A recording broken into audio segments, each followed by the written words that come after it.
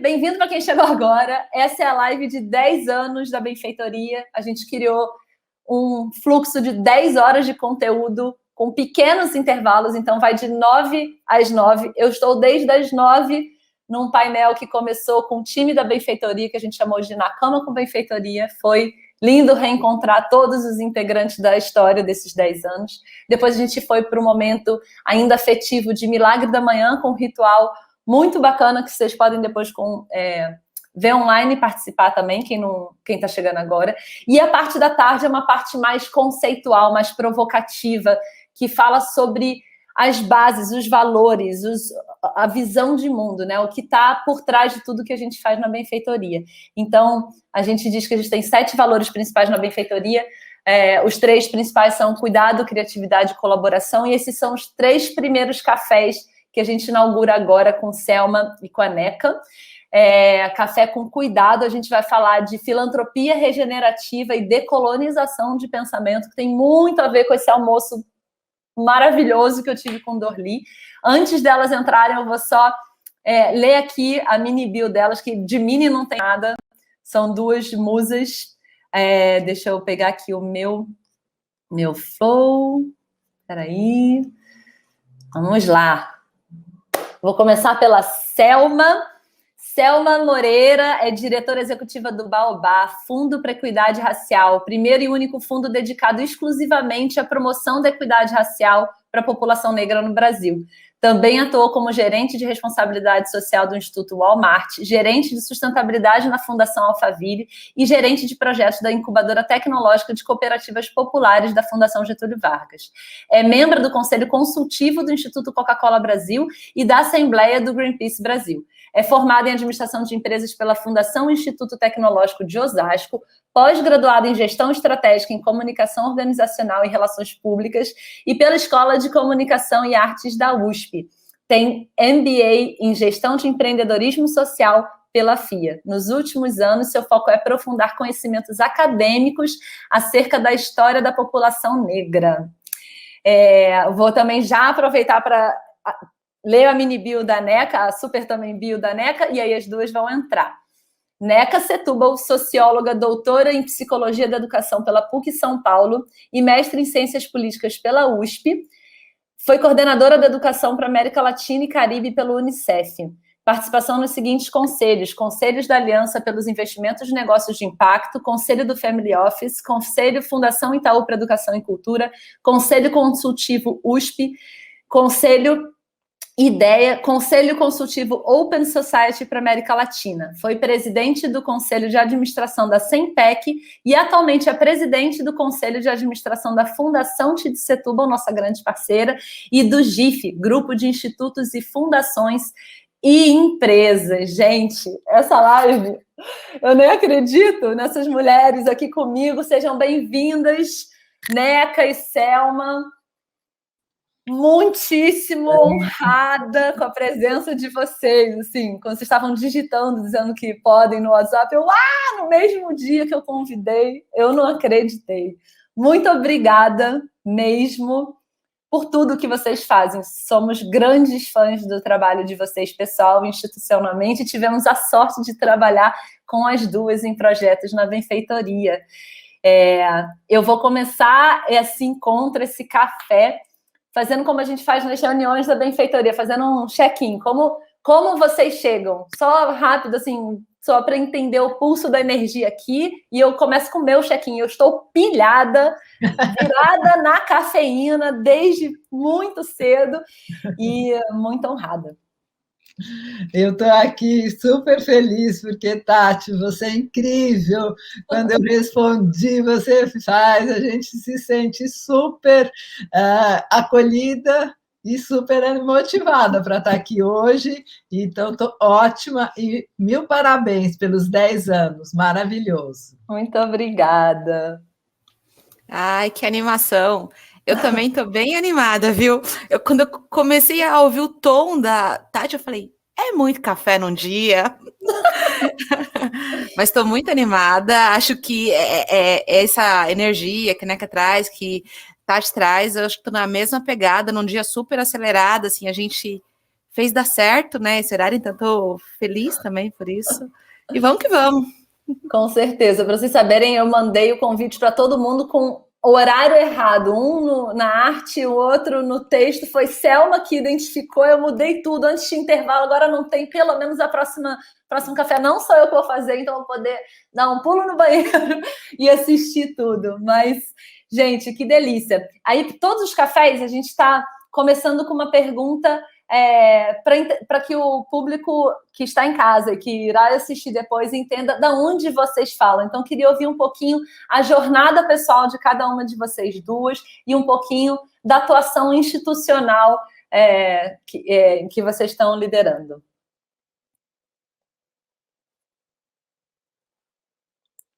Quem quiser começar. Bom, eu começo, então. Já sabia que a Selma ia falar primeiro os que vêm antes, mais antigos. Estou aprendendo.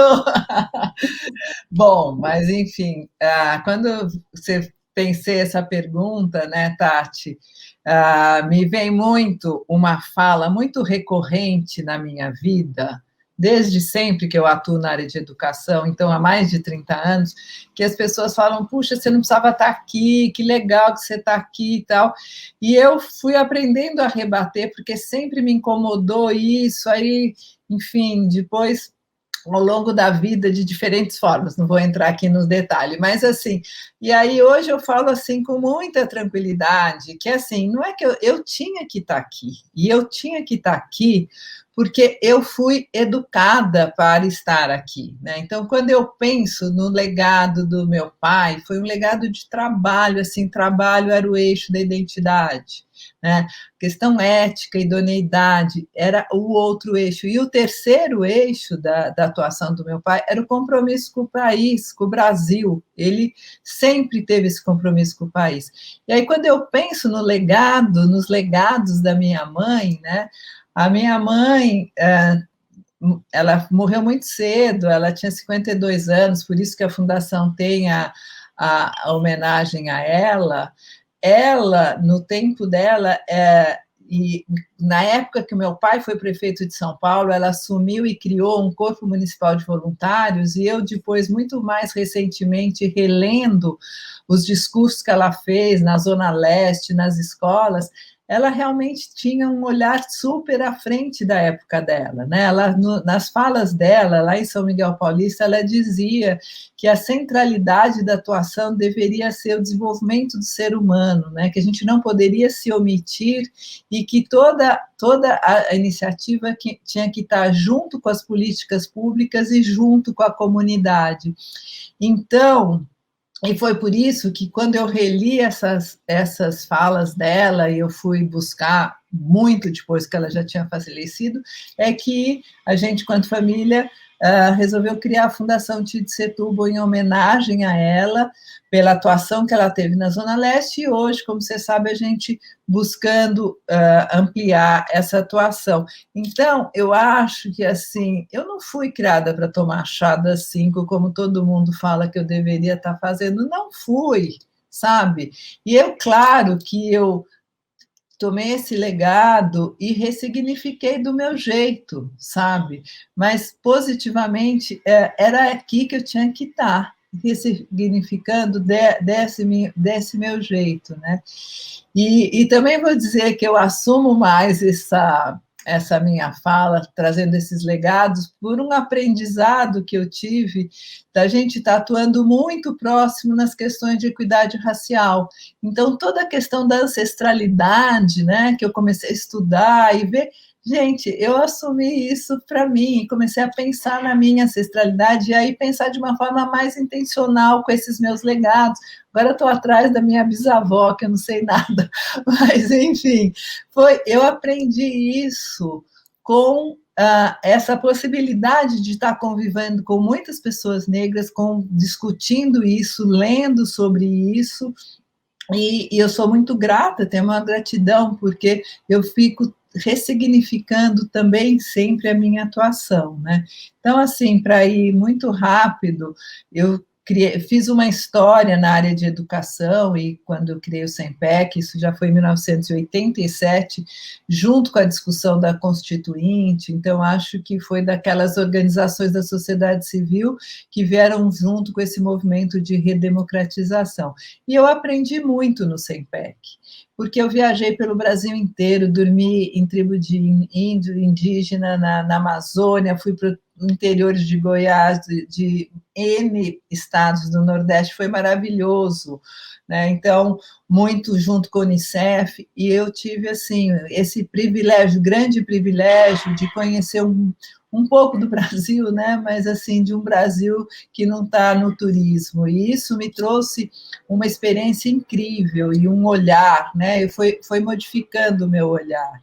E aí, como eu contei para vocês, quando eu criei, foi em 2006, a Fundação Tite Setúbal, uma fundação familiar, eu trouxe esse olhar diverso que eu tinha já do Brasil, e eu aprendi muito com a fundação, porque a gente tem até hoje um espaço na Zona Leste de atuação, eu aprendi a olhar a partir da periferia, não sendo da periferia, mas podendo estar atuando junto com a periferia. Então, a gente chegou desde 2006 com algumas questões que permeiam na situação até hoje, que é o território importa, escutar, fazer com as comunidades e olhar para a potência das periferias. Então, desde o início da atuação da Fundação Tite Setúbal, a gente trouxe junto pessoas que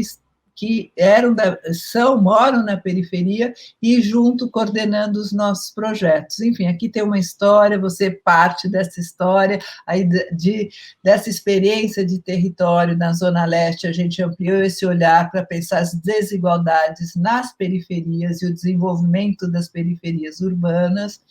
Enfim, aí tem uma história, e só terminando, o GIF, eu assumi a presidência do Conselho do GIF em 2018, foi uma experiência incrível. No primeiro congresso, junto com a Selma, a gente lançou o Fundo Marielle Franco, e aí puxamos muito até hoje ainda teve uma rede temática de equidade social junto com o CERT, a gente está puxando essa pauta da equidade racial, mas também a pauta das desigualdades, a pauta dos temas mais contemporâneos, ligados ao meio ambiente e à democracia, né? E eu também aprendo muito, sempre com o GIF, com esse olhar mais do campo como um todo, sabe? Foi muito importante, especialmente na pandemia. Bom, mas eu acho que eu fico por aqui, porque a gente vai conversar mais. Mas, assim, panorama rápido é isso, tá? Demais. Obrigada, Neca. Selma, conta pra gente de onde você fala. Então, tá. Bom, vamos lá. Bom, eu sou a Selma. Eu sou uma mulher negra, sudestina, da periferia da região metropolitana, aqui de São Paulo.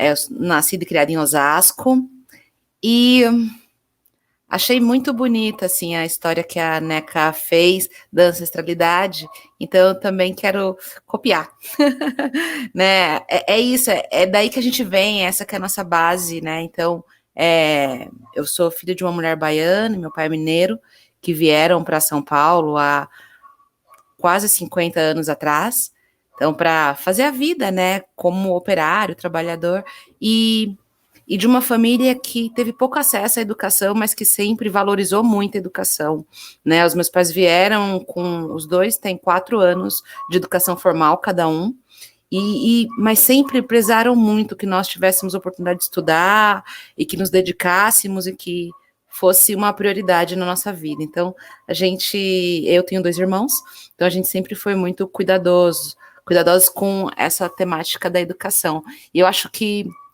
me trouxe a muitos lugares, assim, o caminho da educação. Eu, mesmo tendo começado a trabalhar muito cedo, comecei a trabalhar quando eu tinha 15 anos, e eu fui menor aprendiz, e ao mesmo tempo trabalhando.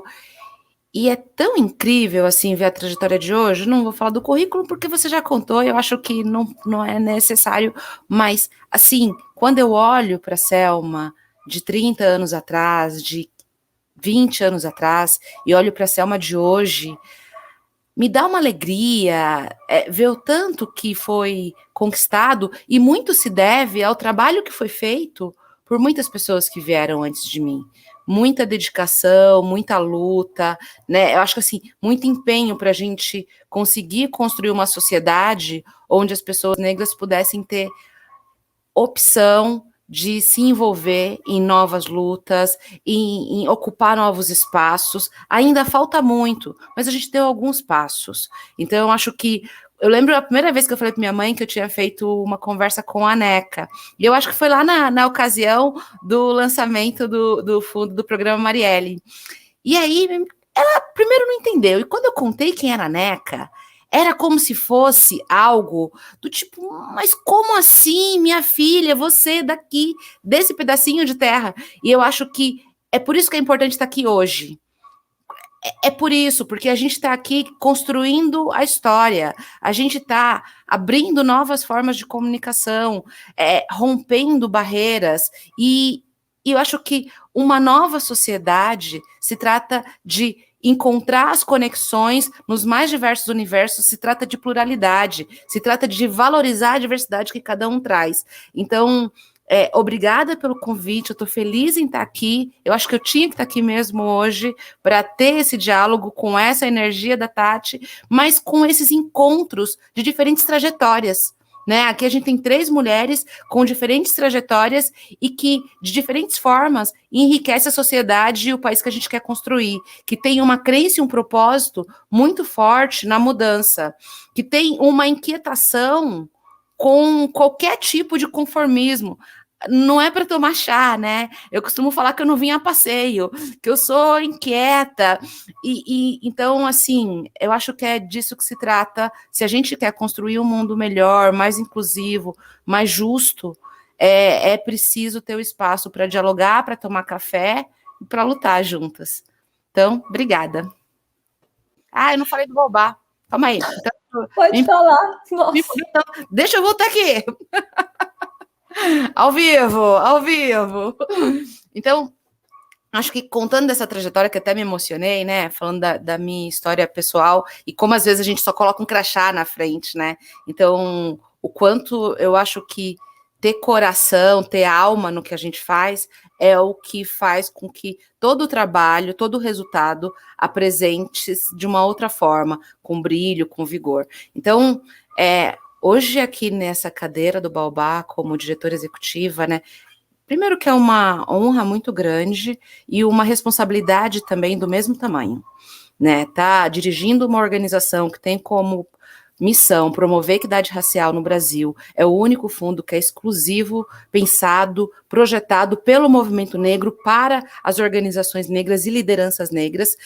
Eu acho que a gente tem um papel aí muito fundamental para a transformação do status da nossa sociedade, para construir, de fato, promover uma sociedade mais equânime, mais justa, e conseguindo dialogar com os diversos atores. E eu acho que, em especial, os atores da filantropia. Quando a NECA traz a experiência dela, né, na direção, na presidência da Fundação Tite Setubo, de quanto o que ela foi aprendendo transformou a forma de ser da instituição, eu acho que é o que a gente precisa alcançar com os diversos atores. Ter só o Baobá como organização exclusiva para tratar desse tema é um recado sobre qual é a nossa sociedade, né?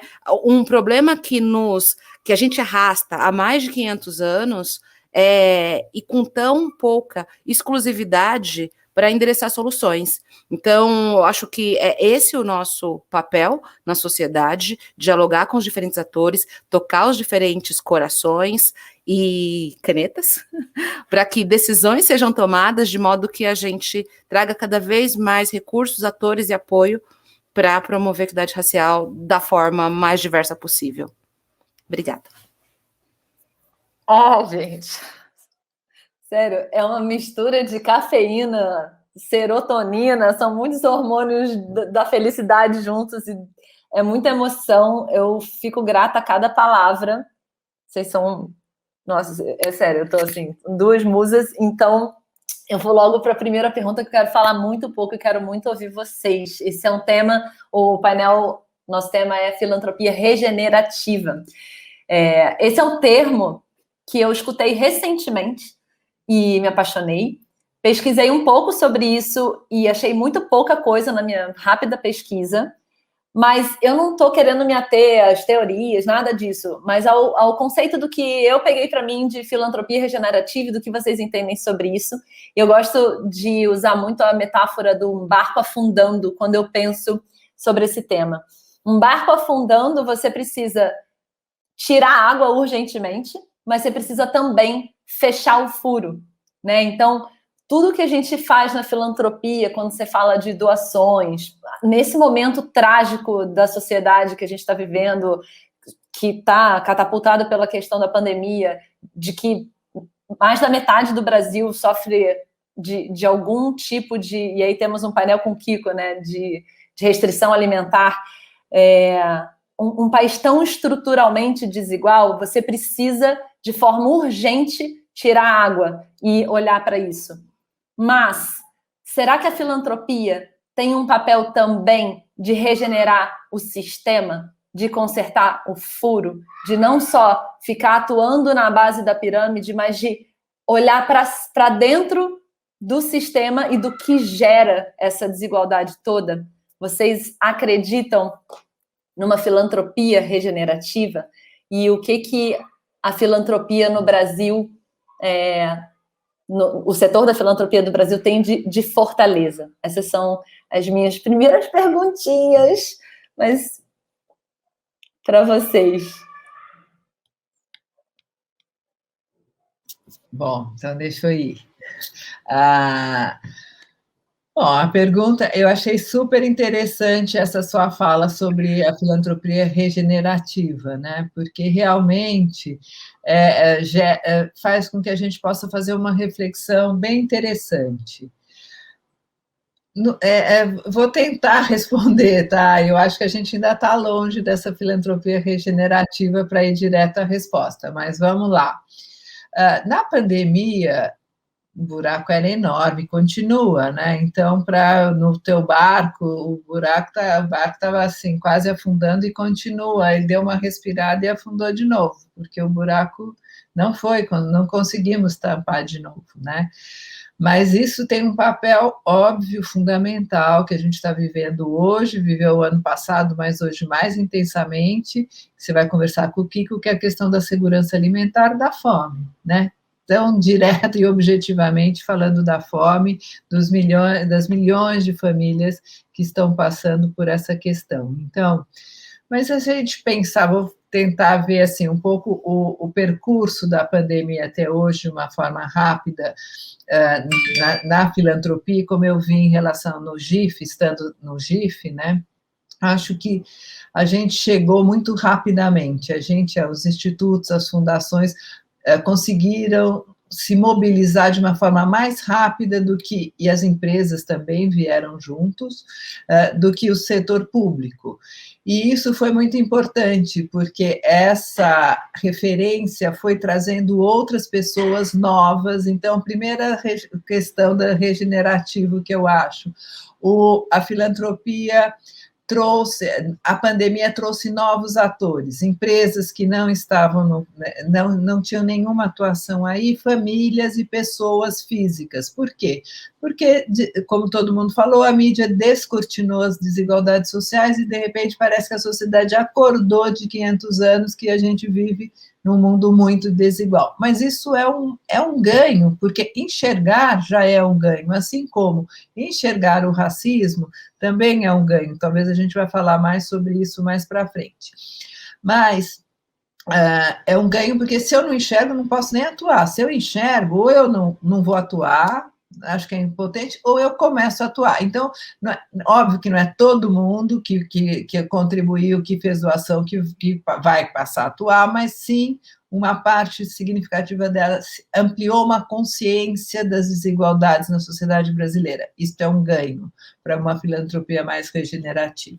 Outro ponto a gente fez uma publicação no GIF da filantropia colaborativa.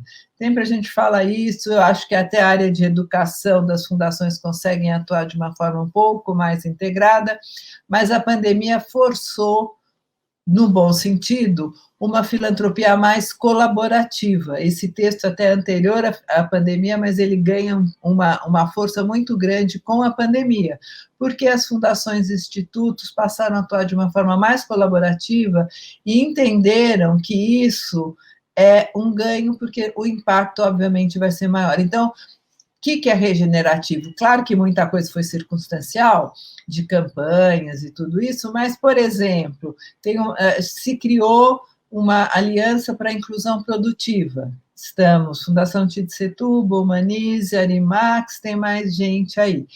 Então, não era uma aliança para a pandemia. A partir da pandemia, a gente criou essa aliança, então, projetos que a Fundação puxa, a Humanize, a Arimax e outros entram também apoiando e discutindo o desenho, e vice-versa. Então, assim, isso também já é um salto um pouco maior do que apenas atuar no momento junto.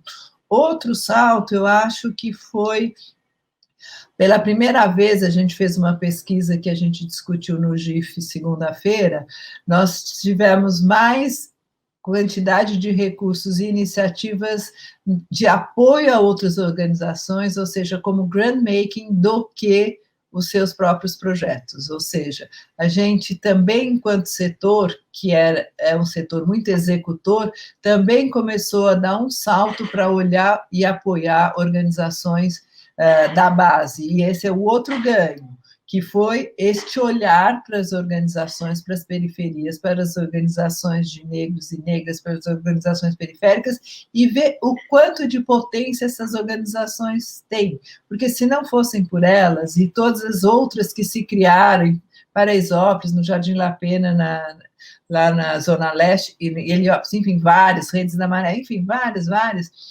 a potência que foi que possibilitou que toda essa doação de cartão de refeição, de cesta básica, quentinha e tal, chegasse às pessoas mais vulneráveis, né? Gente, tenho muito aprendizado aqui, vou ser mais rápida para ir para o final, tá? Acho que apoiar esses microempreendedores, enfim, como eu disse, olhar para a periferia, olhar de uma forma mais de escuta, né? Então, eu estou vendo muitas fundações falando, a gente tem que rever a nossa forma de apoiar as outras organizações, ou seja, rever para ter uma forma mais horizontal. Eu estou ouvindo isso de uma forma consistente, séria, organizações, fundações fazendo um novo planejamento, chamando, às vezes, nós, Fundação TID, para conversar sobre isso. E, finalmente, para não estender demais, acho que outro ganho que a gente teve e aprendizado, tudo que eu estou falando de ganho é degrau a degrau, né? Mas é um degrau no sentido de sair da emergência com aprendizados rumo a uma filantropia que a gente poderia dizer mais regenerativa e não só assistencialista. E é a questão da saúde, óbvio, né? Na saúde de um espectro mais amplo, mas a saúde mental. Então, acho que isso também foi incorporado. É uma fala recorrente também nas empresas, mas nas fundações, e muitas vezes passando a ser um eixo meio transversal dos programas. Obviamente, educação, a drama de tudo isso, mas depois a gente pode falar mais para eu não ficar aqui falando demais. Gente, eu podia escutar vocês por horas. A gente, inclusive, Neca, hoje mais cedo falou de um projeto que a gente vai lançar chamado Curadoria, que é um projeto de curadoria para democratizar conteúdos de autocuidado e cura interna, a questão mental, emocional, enfim, tá muito punk, né, em diferentes contextos, mas enfim. Fazer só um paralelo aqui rápido, mas para não esquecer, depois a gente pode falar sobre isso, porque na fundação, a minha filha é psicanalista, a gente abriu um eixo de saúde mental e está apoiando organizações de psicanálise das periferias, super legal, apoiando acho que 6 ou 7 organizações. Vamos falar sobre. Organizações que atuam ou são da própria periferia ou atuam nas periferias de eixo psicanalítico. Muito bom. E a última observação, antes de ouvir a Selma, é que quando você falou, se a gente precisa enxergar para ir atuar, tem uma poesia que enfim, se eu puder, eu acho que um dia eu ainda vou tatuar, que fala muito sobre isso, do José Saramago, que fala: se podes olhar, vê, se podes ver, repara. E é muito sobre isso, né? Sobre uma mudança de lente que acontece, ainda que numa jornada, e, consequentemente, as ações também mudam. Isso tem a ver com filantropia regenerativa. Selma, me conta um pouco da sua visão sobre isso. Como estamos no Brasil? Você acredita nessa filantropia regenerativa? Sabe que esse termo, né, ele é um termo da ciência, né? E eu sempre que ouço, eu volto e eu fico imaginando desenho, sabe? Folhinha se abrindo, faz um filme na minha cabeça. O que é regenerar, né? Você regenera a partir de algo que já tá ali, morrendo, não tá bem, tá mal. E eu acho que essa, de fato, tem que ser a palavra do momento, né, para a gente dialogar sobre regenerar em diversos espaços diferentes. E eu acho que a filantropia, sim, a gente precisa dialogar a partir desse lugar. Não é simples, né? Eu acho que tem muito a ser feito. A Neca fala, né, dos passos, do quanto a gente já se movimentou, e eu acho que quando a gente olha o nosso último ano, né, olha o histórico, como é que a filantropia via se comportando, as empresas, os institutos, as fundações, né, via de regra, majoritariamente, investindo os recursos nas suas próprias ações, né, com as suas equipes, e, do outro lado, tendo ainda um terceiro setor, uma base, organizações de base comunitárias, fundos filantrópicos, ainda frágeis para lidar com todos os desafios apontados no campo.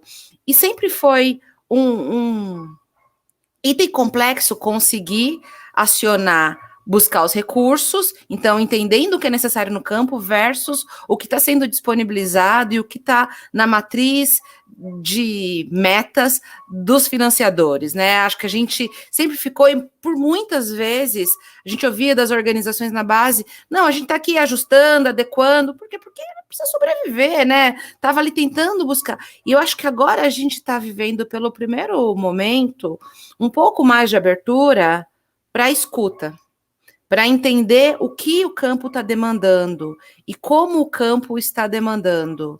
E o quanto que essa orientação do campo deve orientar a atuação da filantropia. Então, eu acho que é disso que se trata o momento agora, né? É de ter uma escuta, uma forma de atuar que permita essa construção, entendendo que não se trata de apoiados, quem tem o recurso para apoiar, mas se trata de entender que quem vivencia aquele drama talvez sejam os melhores a contribuir para a busca de solução. Então, eu acho que ainda tem, e tem muito, e tem de uma maneira que acho que o espaço para o diálogo aumentou, mas ainda tem muito do tipo, essa é a minha meta, esse é meu recurso, faça desse jeito. E aí você vê um monte de organização se ajustando para fazer daquela forma, porque precisa fazer, né? As necessidades são inúmeras, né? Assim, quando a gente fala da fome, a fome, a gente viu toda essa mobilização e eu acho que é louvável, é lindo, a gente tem que, de verdade, aplaudir a velocidade das articulações. Eu acho que isso é uma coisa que a filantropia fez muito bem, em especial no ano passado, a velocidade de articulação, de construir aliança, de respostas, e isso foi diretamente para o campo. Mas eu sempre fiquei com um incômodo, assim, pensando, puxa vida, né? A gente precisa chegar numa situação tão periclitante de inanição, de fome, né, das pessoas morrendo para que essa postura ela vire. Então, eu de verdade quero acreditar que a gente virou uma chave, que a gente não tem que voltar e insistir nesse capítulo outra vez, porque a gente está falando sobre vidas perdidas, sobre um conjunto de deficiências físicas e cognitivas em função da fome.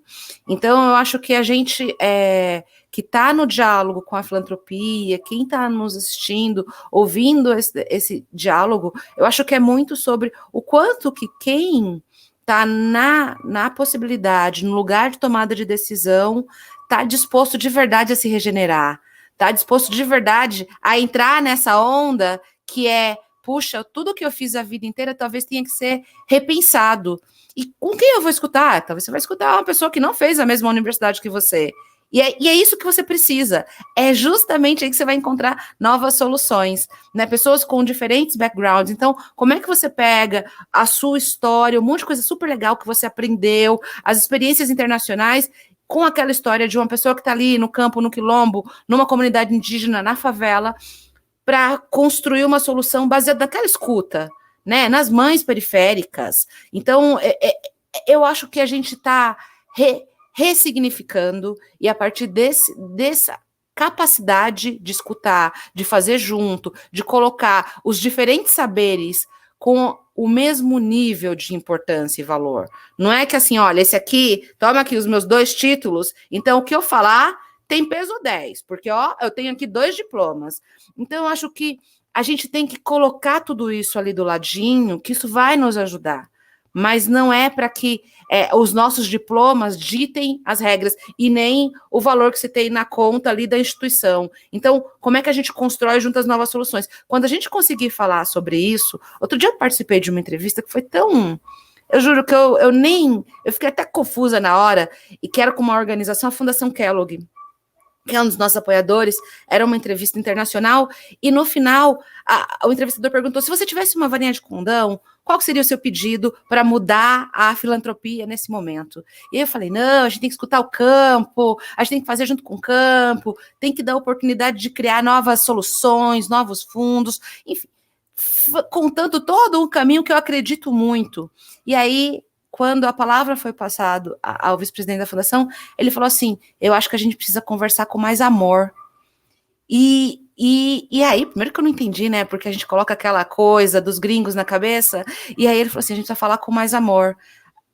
A gente precisa entender que todo mundo tem uma contribuição importante para fazer, mas enquanto a gente estiver sem a capacidade de permitir que o amor dirija as nossas soluções, os nossos encontros, que a gente sente, se eu tenho aqui uma expertise que eu acumulei na minha fundação, como é que eu sento com você e compartilho essa expertise para que você, na sua organização, onde ela estiver, também aprenda o que eu já aprendi. E eu acho que é disso que se trata e falta ainda, mas a gente está construindo, e é difícil falar sobre tanta coisa quando tem gente com fome. Então, a gente vai ter que ajustar uma série de coisas, temos que resolver o imediato, porque, né, se tem gente com fome, a gente tem que resolver a fome, e resolvendo a fome, a gente vai em paralelo resolvendo um conjunto de outras coisas, e que a gente tenha força para seguir, porque, assim, é longo, né? A gente não vai resolver em 5 anos o problema que foi construído em centenas. Estamos todos sem fôlego. Eu acho que a metáfora do barco fala exatamente sobre essa última parte sua da fala, né? O furo precisa ser fechado, senão o barco afunda.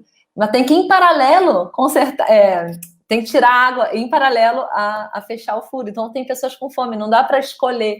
E aí ter diversidade de atuação, cada um com com sua especialidade, com a sua paixão, trabalhando junto, faz com que a gente ganhe mais força e fôlego na jornada. Acho que ficou muito forte na fala de vocês a potência do setor da filantropia no Brasil em termos de articulação. Acho que a gente tem feito isso cada vez melhor, né? Mas ainda temos uma longa trajetória dessas camadas mais complexas de olhar para dentro mesmo, né? E ter essas conversas empáticas e realmente com escutas regenerativas. Mas estamos na jornada. Eu vou para a segunda pergunta, que aí é uma pergunta diferente para cada uma de vocês. Vou começar pela Selma, para inverter um pouco a ordem. E sobre o segundo tema da nossa conversa, que é decolonização de pensamento. Pelo que você tem trabalhado, pesquisado, como você explicaria isso para quem nunca ouviu falar nesse termo, né? E qual a importância de decolonizar o pensamento para a filantropia? Que tipo de pensamento ou atitude, na sua visão, precisa ser urgentemente decolonizado, principalmente entre esses atores tão influentes da filantropia? E se, por último, você puder compartilhar algum exemplo disso para tangibilizar, acho que seria bacana. Se pudesse, sentir à vontade. É isso. Tá bom.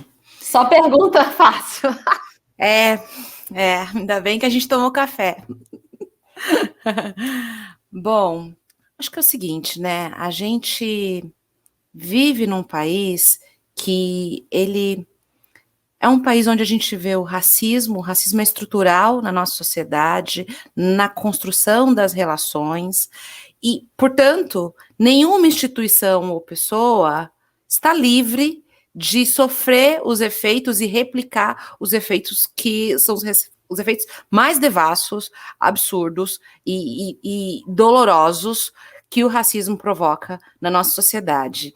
E ele é assim porque nosso país foi construído a partir de uma mentalidade, foi um país colonizado, de uma mentalidade de colonizados e colonizadores, né? Então, com determinadas soluções, formas de fazer, cultura, o que é certo, o que é errado, a partir de um espectro, de um modelo de vida, né? Então, eu acho que quando a gente começa a dialogar cada vez mais sobre a contribuição da população negra para o desenvolvimento da nossa sociedade, sobre o resgate da nossa cultura, da nossa história, das nossas vitórias, da nossa ancestralidade, todas essas conexões, eu acho que nos permite começar a falar, bom, tá bom, então como é que eu desconstruo? Eu entendo o que tem aqui, eu desconstruo parte disso e reconecto, começo a construir, a regenerar uma sociedade, acho que essas coisas todas se encontram em alguma medida, mas a partir de um pensamento que seja um pensamento mais plural, que seja um pensamento mais diverso, que seja mais agregador. Então, eu acho que quando a gente está falando dessa perspectiva de ser mais agregador, o que não está hoje no nosso normal, né? No que a gente já tem como premissa, já tem como dado, o que a gente precisa trazer? Então, acho que acho que a Neca trouxe aqui, eu vou falar dos exemplos que ela falou, olha, quando eu comecei a ver a escuta, eu acho que a Tid já fazia isso quando ela começou lá na Zona Leste, né? De olhar e falar, bom, tá bom, como é que a gente constrói aqui de uma outra forma? Então, eu acho que esse, por exemplo, quando eu quero trazer também o exemplo do Fundo Baobá, porque a gente foi criada a partir de uma relação de legado da Fundação Kellogg, que estava encerrando a sua operação aqui no Brasil, e falou, bom, o que mais que a gente pode fazer? E aí, para descobrir esse o que mais, eles trabalharam com dados. Os dados, quando você coloca uma lupa nos dados, eu digo contra dados não há argumento, né? Você tem números, né? Então você olha números, você olha quem é a população que está sendo mais massacrada nessa nossa sociedade, quando a gente vê a falta de acesso de qualidade à educação, à saúde, a empregos de qualidade. Então, quando a gente olha tudo isso, a saneamento, agora acho que é um ponto que a gente precisa falar, né? Então a gente vai olhar, vai ser a população negra, periférica, LGBTQI+, as populações quilombolas que estão nas diversas áreas mais retiradas e indígenas. Então eu acho que eles olharam para isso e falaram, bom, a gente tem aqui algo para fazer. Quem que a gente vai chamar? Eu acho que, de novo, é sobre decolonizar. Quem que a gente vai chamar para nos ajudar a construir uma solução? E eles convidaram ativistas, militantes do movimento negro, professores, pessoas que estavam trabalhando na filantropia com uma cultura já antirracista, então, empregando esse tipo de postura, e a solução foi construída a partir daí. Eles não tinham uma solução pronta, eles tinham uma intenção de fazer alguma coisa, sei lá o que vai ser. E essa reunião de pessoas com diversos saberes, era isso, né? Era a comunidade local e um acadêmico, e um financiador internacional, e todo mundo junto construiu o Baobá. Eu acho que o Baobá é um grande exemplo, e a gente foi construído a partir de uma mentalidade que é da criação de um fundo patrimonial. Fundo patrimonial é dinheiro, é premissa de quem já vem com uma garantia de recursos, seja de família, de empresa, de alguma forma. E a gente, como uma organização nascida a partir do movimento negro, para constituir um fundo patrimonial, que é recurso financeiro, para gerir Então, é uma organização feita por negros para a organização negra com recurso financeiro, um endowment para ser gerido e investir em iniciativas para organizações e lideranças negras. Então, nossa, que diferente, né? Porque até então todo mundo só quer a gente como objeto, a gente nunca era protagonista. Então, né, assim, é essa mudança de lugar, é deslocar o poder. Então, mas, bom, a Fundação Kellogg não ficou mais frágil porque criou o Baobá. Pelo contrário, viram exemplos. Os caras saíram na Forbes quando estavam investindo no nosso endowment. Então, eu acho que é disso que se trata, assim. Como é que a gente pode pensar novas soluções? E novas soluções parte da premissa de ter capacidade de escuta empática e de permitir que determinadas novas ideias sejam executadas e a partir daí a gente descubra um novo mundo. Uou, obrigada por isso. Esse realmente é muita admiração pela construção e pela atuação de vocês. Agora, como a gente já está com um pouquinho de tempo, que minha vontade era de emendar 1 hora de conversa em cada resposta, mas eu vou para a pergunta para a Neca, que é: Neca, a rede de investidores sociais privados no Brasil é ainda majoritariamente branca e privilegiada. A pauta de diversidade e inclusão existe, ganha espaço, mas ainda não é transversal, nem mesmo tratada de forma intencional, a gente falou muito de intencionalidade no almoço, e robusta como poderia ou deveria para a maioria. Então, eu queria entender, na sua visão, na sua experiência, quais as maiores barreiras para a promoção da consciência racial e da consciência relacionada a privilégios entre esse público que tem tanto poder, né? E se você puder contar um pouquinho para a gente de como foi essa sua jornada, embora você já tenha aberto o café falando, na verdade, que você teve essa educação desde o começo, então talvez não tenha sido embora, assim, aprendeu muito no campo na Setúbal, você contou, né, que não foi uma virada de chave, você foi educada para isso, mas se puder contar da sua jornada de conscientização e comentar alguma mudança de atitude que você teve ou testemunhou no setor nesse sentido, seria maravilhoso. Gente, eu tô demais com essas perguntas. Ai, porque vocês são muito maravilhosos, eu não conseguia, tá? Eu mandei para elas as perguntas só hoje, porque eu fiquei, como eu pergunto, como eu faço, é muito conhecimento, é muita responsabilidade, então, obrigada. Mas as perguntas foram incríveis, porque todas as suas perguntas saem do óbvio, né? Embora a gente não consiga responder tudo que você perguntou, mas o recorte sai do óbvio. Eu acho que é muito difícil, né? Então, como a gente já estamos conversando aqui, esse olhar, né? Como você citou o Saramago, então, assim, olhar, vamos reparar e vamos atuar. Mas isso é um processo, como a gente sabe, que não é linear. E o que eu acho que é difícil, mas eu sou super otimista, hein? É difícil, mas nós estamos caminhando. Acho que já avançamos muito. Quando eu vejo no GIF de 2018, quando a gente lançou, a gente tentou, em seguida, fazer um trabalho com o CERT, com as fundações, patinou, hoje a gente lançou esse trabalho, tem uma rede temática no GIF super forte, articuladora, puxada pelos profissionais que são negros, das fundações, e a gente iniciou uma série, acho que são 10 oficinas para o CERT. Então, assim, isso foi em 2018, em seguida a gente conversou com a Cida, tentou, mas vai. Então, assim, essa assim, tem muita resiliência, não sou eu que vou contar isso para a Selma, ela sabe muito melhor do que eu essa história.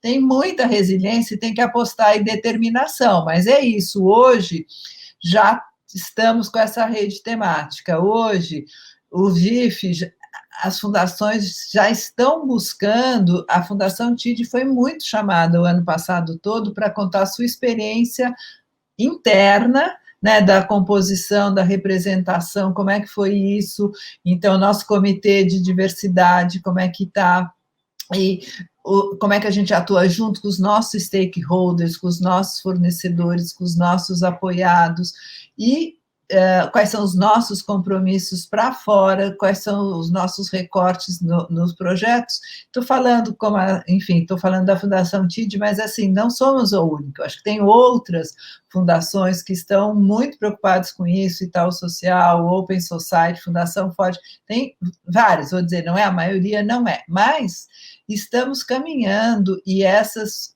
fundações, eu sinto todas, gente, são empresas, são fundações, escolas, a gente tem sido muito chamado, eu ou outras pessoas, para falar desse tema nesses espaços bem variados. Então, é lento, mas eu acho que virou uma chavinha que não volta mais, sabe?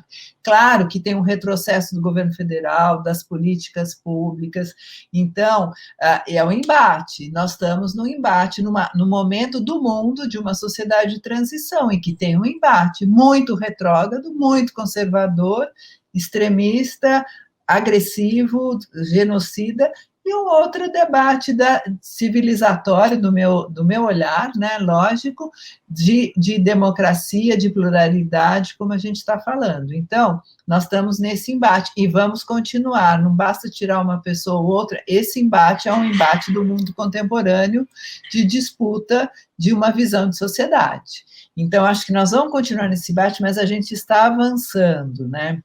E eu falei um pouco da minha experiência na Fundação TID, que veio da experiência do SEMPEC, que foi, mas, assim, ela veio vindo, mas eu não tinha essa consciência racial, da equidade racial, isso eu não tive, isso eu não fui educada. Para este olhar, embora, quando a Selma fala, né, do amor, eu me lembrei também de novo, a minha mãe me deixou uns escritos antes dela morrer, e uma coisa que ela fala no final, que sempre me emociona, que ela fala: faça da sua vida, faça do sentido da sua vida o amor aos outros, sabe? Então, eu acho que isso sempre permeou, sabe, o meu olhar, a minha história. E aí eu fico lembrando de vários, né? O Emicida, que também tem trazido muito essa questão do amor, essa questão do diálogo, e várias pessoas. Então, isso eu acho que é muito forte. E eu acho que é por isso, por esse meu olhar, por essas muitas experiências, minha curiosidade, é que eu fui criando este olhar para a questão racial. Eu não tinha isso, tá? E na experiência de olhar, fazer com, escuta e entender a potencialidade da periferia, isso foi chegando meio que naturalmente, sabe? Mas não foi, no início, não era uma intencionalidade, era mais nesses outros recortes, tanto que a Fundação TID tem pessoas negras desde o seu início, várias, não é? Por isso que a gente tem mais de 50%, porque isso foi chegando junto com o olhar, o escutar, o acreditar na potência das periferias, sabe? Mas depois tem outra coisa. Então, assim, quando eu falo, gente, eu fui mãe final dos anos 70, eu não eduquei meus filhos para isso, eu eduquei para o social, para as desigualdades, mas não para o olhar racial, sabe? Mas eu fico muito feliz, porque eu fiz aniversário em março, a minha neta, que tem quase 12 anos, escreveu uma cartinha falando, eu até peguei aqui, ela escreveu pedaço só, né? Continua sendo essa pessoa que sempre se preocupou em ensinar a gente, seus netos, a serem pessoas melhores, mas que não precisam ser perfeitas. Você ensinou para a gente, por exemplo, que a gente deve ser contra o racismo e a favor do feminismo. Então, eu já fiquei muito feliz, porque é isso, sabe? É isso, assim, eu acho que eu fui indo para isso até no momento mais intencional, sei lá, vou dizer, uns 8 anos atrás, e aí eu fui aprendendo, aí eu sou essa pessoa que vou atrás, que para não ficar na angústia completa, eu vou pondo em ação, e isso e eu preciso entender, então eu preciso ler muito, aprender, não aprofundo, eu falo, sou uma generalista, mas eu vou atrás dos escritores africanos, eu vou atrás de ler, de ouvir as músicas, de entender, sabe, para criar o meu mosaico aqui na minha cabeça, e entender para onde que a gente tem que ir. Então, acho que, assim, é um processo, que foi um processo contínuo, acho que a partir de um olhar social mais amplo que eu sempre recebi. É isso, gente, não vou continuar. Uou. Não, essa carta, então, mais do que meu coração de empreendedora, meu coração de mãe, aqui já projetando com a avó, que coisa linda. Gente, eu errei no tempo dos cafés. Temos só 5 minutos, eu estou muito, muito feliz pela troca até agora, e eu vou encerrar com uma última pergunta, que a gente vai ter pouco tempo de aprofundar, mas o que para mim fica muito forte em todas as falas, e até nas trocas anteriores, é que há sim uma evolução. Então, apesar dos pesares, apesar de hoje, amanhã promete ser melhor. Estamos, de fato, nos organizando e... Microfonia aqui na sala, desculpa. Mas ainda assim eu sinto, e aí a filantropia regenerativa, de novo, cai bem nesse conceito para isso, que a gente poderia, talvez eu gostaria de dizer até que eu acho que a gente tem a responsabilidade, no sentido de habilidade em responder, com mais robustez para acelerar essas mudanças. Eu vejo elas indo, um influenciando o outro, por exemplo, mas eu não vejo ainda de forma tão comum exemplos robustos, com metas ambiciosas e articuladas para essa virada de chave mais macro, né? O Fundo Baobá, para mim, é um exemplo muito forte disso, porque olha tudo que ele é, e é o que a Selma falou, é o único nesse perfil no Brasil. Como que ele não está... como que ele ainda não bateu toda a meta de capital? Talvez já tenha batido, Selma, isso é novidade, mas na última forma, como ele, que tem match funding, se algum investidor social investe nele, Selma pode explicar, vai ter um match da Fundação Kellogg para esse endowment, como que ele ainda não bateu essa meta? Como que a gente, como setor, não abraça iniciativas como essa? No Match Funding de Setúbal, no Match Funding em frente, a primeira conversa que eu tive com a sua equipe, que eu amo muito, que está aqui, eles sabem, eu rasgo seda sempre. E em várias outras que eu já tive sobre Match Funding, inclusive com a Selma, eu digo, Match Funding não é crowdfunding, financiamento coletivo, não é para qualquer projeto, você precisa de rede, não importa quão lindo é o projeto, você precisa de rede para que isso aconteça. Ele ainda não é tão democrático quanto ele poderia, embora já seja muito mais do que era há 10 anos. E a gente aprendeu no Negras Potências, com o Instituto Coca-Cola e com o Fundo Baobá, que para além da multiplicação, a gente precisava abrir rede. E a Fundação Tite Setúbal fez isso muito lindamente com Em Frente. Foram mais de 300 projetos financiados coletivamente, né? Então, é um outro olhar. Mas como que isso ainda não acontece de forma tão robusta em outros projetos? Então, como a gente abre rede para esse tipo de coisa? Então, a minha pergunta, com essa grande introdução, e eu já falei mais que eu devia, então vocês vão ter uma frase para responder, qual é o ponto de acupuntura para essa virada que a gente precisa fazer, para acelerar essa virada que a gente precisa fazer? Onde está esse ponto de acupuntura para os próximos 10 anos? Bom, eu não sei te responder, tá? Adoraria saber qual que é o ponto de virada. Eu concordo totalmente que falta coisas mais robustas, projetos mais robustos, que vão no eixo, tanto das empresas com a questão da diversidade racial, como das fundações também, né? Como que isso realmente pode estar interiorizado. Eu também diria que as fundações no Brasil, 50% são fundações empresariais, então são muito robustas, podem muito, são muito legais, não estou querendo desqualificar de jeito nenhum, tem projetos incríveis, mas trazem uma marca, e as suas empresas não trouxeram ainda esse eixo, com raras exceções, talvez, Magazine Luiza, mas assim, para a questão racial como um eixo central e virar essa chave da filantropia. Eu acho que é uma questão da sociedade brasileira, como a gente falou, no começo não vai ser a filantropia que vai sozinha virar essa chave. Eu acho que é junto, tem uma virada de sistema, né? A gente conversou sobre isso, a Selma falou sobre a questão da decolonização. Então, é uma mudança de sociedade que vai ser uma transição. Não acho que vai ter essa coisa robusta, vai ter alguns exemplos robustos.